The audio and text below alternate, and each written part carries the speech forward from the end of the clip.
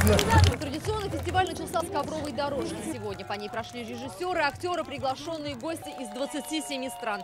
В этом году география фестиваля широкая. В числе участников, кроме арабских стран, и государства Европы – это Италия, Франция, Венгрия, Бельгия. В числе гостей звезды российского кино: Светлана Светличная, Ольга Остроумова, Марат Башаров. Желающие приобщиться к фестивалю пришли заблаговременно. В их числе и родители татарстанского режиссера Ильшата Рахимбая. Его фильм «Представь» вошел в конкурсную программу. Ну, особенно это конкурсную программу попал. Но он несколько раз участвовал уже в этих фестивалях. Но в этом году особенно, потому что мы сами все снимали, там все участвовали. Все это перед нашими глазами было.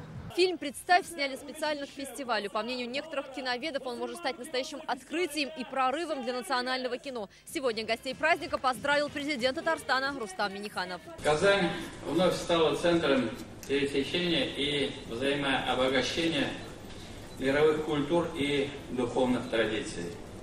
Точкой притяжения для профессионалов и любителей кино.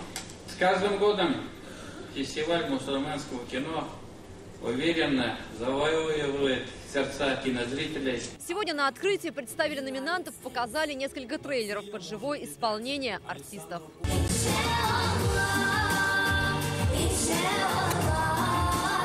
В общей сложности зрители увидят 60 картин. На протяжении всего фестиваля их будут транслировать сразу в нескольких кинотеатрах города.